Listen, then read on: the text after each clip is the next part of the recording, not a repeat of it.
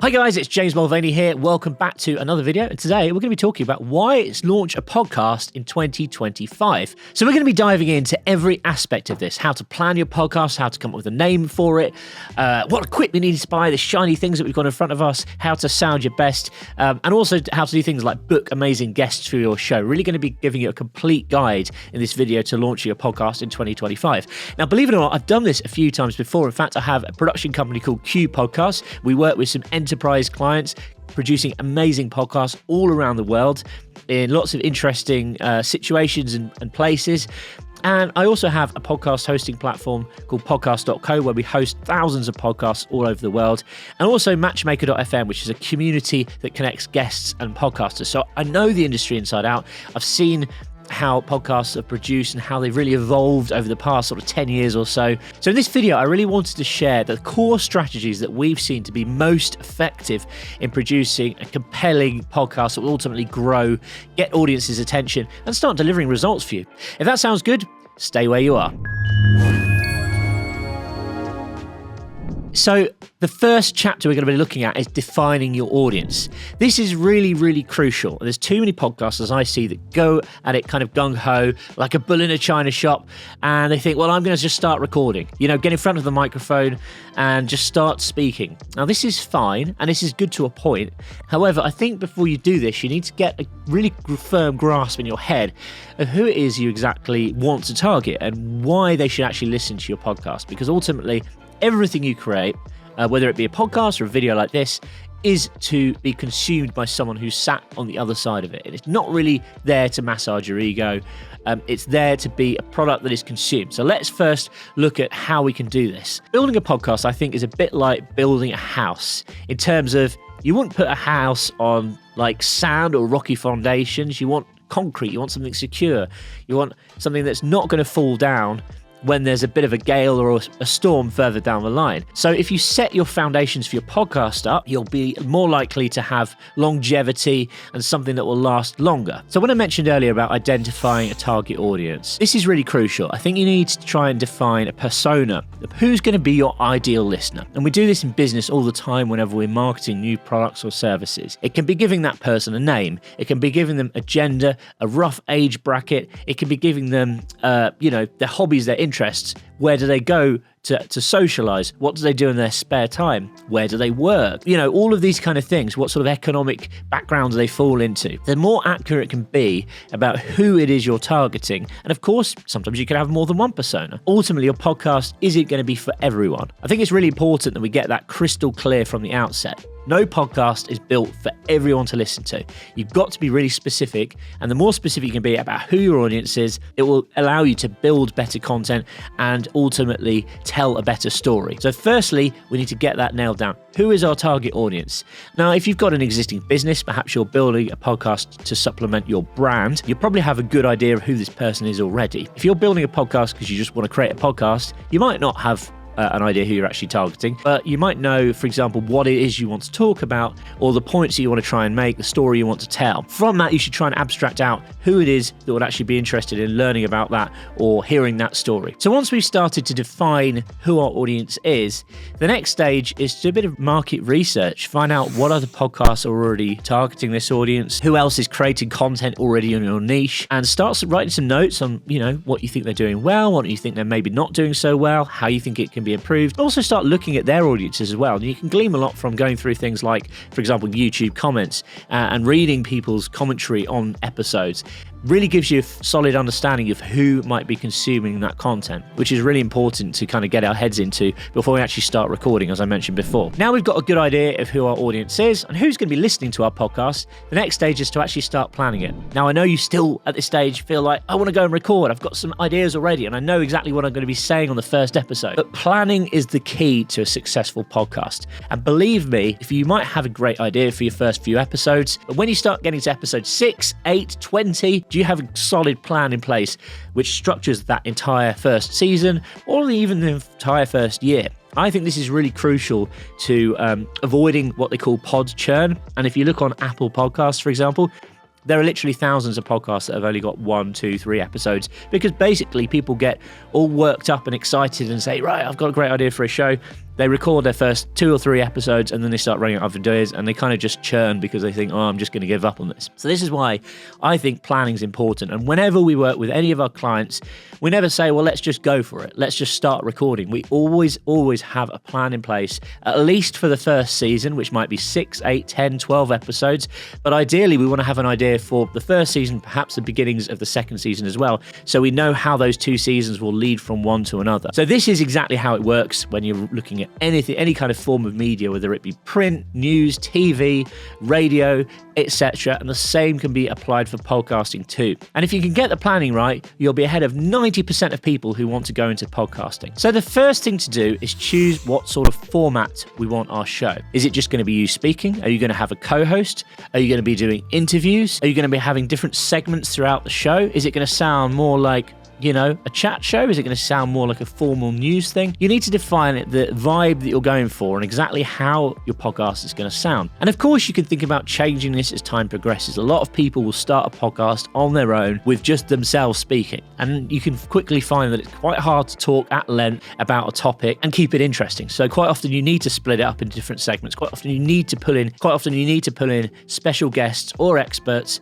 to give their knowledge and their expertise about really specific topics or subjects, because that can make a podcast so much more interesting. So if we define this from the get-go, we'll have a clear idea of exactly what else it is we need to plan. Okay, so the next thing is to decide whether we're going to just be recording audio or if we're going to be doing video too. Now in 2025, I can give you the answer to this. You need to be doing both, okay? I think gone are the days where podcasts are just an audio file. Audio is still really important, because if you think about when people are consuming podcasts, audio can be digested passively, e.g. people listen when they're in the car or on the train, or if they're in the gym or cooking dinner or whatever it might be. It's still really prominent, and it's still really important that we have crystal clear and good quality audio. But video opens up more storytelling ability to us as creators, and also video allows us to easily create other forms of media which can be used to drive an audience or drive traffic to our podcast. For example, creating clips for social media. So you might be posting stuff out on LinkedIn or Facebook or Instagram or wherever it might be. Creating a video will allow you to kind of take the good nuggets of information, those kind of aha moments, and digest them into really short clips that will be in turn used to promote your podcast. So really, really important we're doing that. I'd recommend doing both, but also, as I say, audio, still really important. So next up in the planning section, I want you to define your release schedule. How often you're going to be pushing out new episodes. Maybe you're going to be doing it weekly, bi-weekly, monthly, etc. I think there's too many people I've seen who commit to releasing an episode every single week, thinking, oh, it's 7 days, I've got loads of time to record and edit and publish a podcast and create all the marketing assets that go with it. But actually, it turns out that's quite a lot of work. Not everyone can commit to that to begin with. So be realistic about your existing work schedule and how much time you're going to be able to devote to actually recording, editing, and publishing the podcast. Because the recording bit, believe it or not, is just part of the work. The actual editing, the promotion, all of that stuff takes just as long, if not longer, than the actual recording itself. And I think a lot of people forget that when they go into podcasting. So commit to a release schedule that you can stick to and it's realistic based on your current work schedule. And also we need to plan how long each episode is going to be. Now, of course, that's kind of one of these how long is a piece of string questions. A lot of podcasts say 20, 30 minutes long. Some are more like 45 to an hour. But then you get some podcasts that are beasts and they can last like 2 or 3 hours long. Now, I'd say the sweet spot for most people when they're trying to consume content for a podcast is probably say 30 to 45 minutes. If you think about it, that's your journey to work. That's a workout in the gym. And you really want your audience to be able to consume your podcast in one go. Of course, people dip in and out and they can come back and resume listening. But if someone can listen to your podcast in one go, it will really help drive up those listener engagement rates. It will really help drive up those listener engagement rates, which is really crucial for your podcast and ultimately building an audience. If you've got content that's too long, people will tend to fall off. 20, 30, 45 minutes is probably around the sweet spot, depending on what you're doing. If it's just you talking, 20 minutes might be great. For an interview, probably go for more like 45 minutes. But again, it's up to you. But I just think you need to try and define it. And bear this in mind when you're creating content, because the last thing you want to do is have some episodes that are 10 minutes long, some that are 20, and some that are 30. You want to try and be as consistent as possible. Give or take a few minutes, of course. Okay, so also, once we've defined exactly how our podcast series is going to flow, we need to then think about how each individual episode is going to flow. Try and come up with a format that's repeatable for each and every episode. For example, you want to have an introduction where you introduce yourself, the podcast, and possibly the guest that you're interviewing it. And you do that in a clear and concise way. And often the best way of recording a great introduction is actually to record it after you've recorded the episode itself, because you'll know exactly what topics were discussed and how the kind of conversation meandered or led, and you can kind of summarize all of that stuff in a nice succinct 30 to 60 second clip, which tells the listener and sells the listener what they're going to learn or what they're going to find out during the course of the show. So introduction, really, really important. We want to make sure that the different segments or topics kind of flow seamlessly, and this can vary depending on what your show is, or the kinds of topics or information you're presenting, and also I think it will depend on who your listener is as well. So for example, a lot of interviews will follow roughly the same structure. They might ask the same questions, but you might also have a bunch of questions that are specific to that person. So you want to think about how you're going to be structuring your interview, or how you're going to be structuring the content of your actual show. Try and get a format written down, in a Google Doc or something like that, so you've got something you can adhere to, and try and follow that as closely as possible each time you record. And next up, think about how you might break the show up into segments using jingles or production, even like looking at where you can put in host-read ads or that sort of thing, to make sure that it kind of flows, but also you have little breaks between different segments so they can kind of be clearly marked out almost throughout the episode. And also, this is really important that you note this stuff down in the show notes so people can see exactly when you're talking about different topics or different points are being made. So I mentioned doing an intro. I think doing an outro is also equally important. The outro can be what's coming up in the next episode. It can be how to get in touch with you, how to comment on the show, reminding people to subscribe. Maybe you've got an email newsletter. All of this stuff can be contained within an outro. So you can even use the same outro for every single show, but it's worth thinking about your intro, your content, and your outro as 3 individual segments, and also looking at the actual content and how that will be broken down and split up into individual things. Finally, look at other shows. Look at the big hitters, the ones that you admire, how they split up. And how could you mimic what they're doing to create a compelling production? So how about finding great guests for your show? As I mentioned before, finding the perfect guest can make the difference between a boring episode and a really interesting episode. And there are tons of people out there online who are willing to share their knowledge, quite often for free, in return for some promotion, which is really great because you can interview certain experts and bring lots of value to your podcast. How do you go and find these guests, I hear? Well, check out matchmaker.fm. So matchmaker.fm is the perfect tool for finding expert guests for your show. And once you've found them, it's then about thinking about what narrative it is you want to illustrate in your podcast and how they will link into that. Try and get guests booked in advance. Try and get them scheduled ahead of time so you're always working a few episodes ahead, or even perhaps a whole season ahead. And remember that people's time is precious. So don't be annoyed if people need to reschedule or they cancel last minute, because it happens. People are busy. It's a case of trying to reschedule or find someone else to take their place. And if you're working ahead of time, it's not going to catch you off guard. So next up is choosing your podcast name. Now, this is really important because the chances are, especially if you start building a solid brand and you start getting momentum, this is quite difficult to change. Yeah, you can rename your podcast, but of course then your listeners won't exactly know how to find it. So you want to try and stay with the same name, and this name is going to be with you for some time to come. Serious about podcasting, you want to commit to doing this as a regular thing. It could be with you 3, 4, 5, 10 years down the line. Who knows? So here's some tips on choosing the right name for your podcast. So number 1, bear in mind, a strong name is essential. Is often the first thing listeners will see. And as I mentioned before, it's going to be with you for a long time.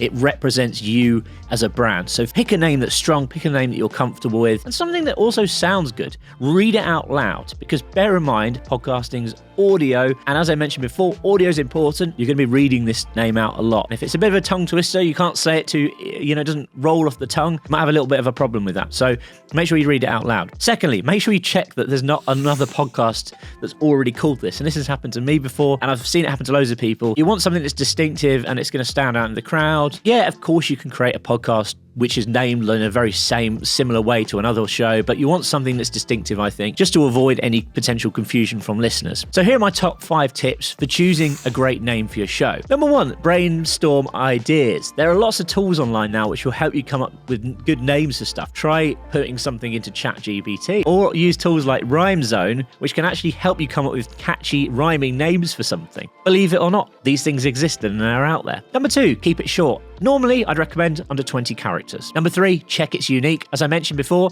if it's already taken, try and avoid that. Number 4, avoid the word podcast in the title, as it's often redundant. Number 5, you could just Google it. If you're stuck for inspiration, there's loads of guides out there on the internet, believe it or not, where it'll tell you how to choose a great podcast name. There's some on qpodcast.com, I think. Okay, so next up, we've got an amazing name for our podcast. We've got everything planned out. We know how often we're going to be releasing episodes, how long they're going to be. We need to design a brand for our podcast, including a square piece of podcast artwork. This is what you'll see when you're listening on Spotify or Apple or wherever it might be. Really important we get this right. Again, this can be changed, so if you don't nail it to begin with, I'd say it's quite easy to swap it out. But again, you want to try and keep that consistent, because ultimately it will become the recognizable identifier for listeners who are trying to find your show. I personally would recommend considering actually hiring someone to design this. If you've got the budget for it and perhaps you're not a great designer, easy to get someone else to communicate your ideas visually than perhaps it is to put your own ideas down. However, if you do have the skills to design your own,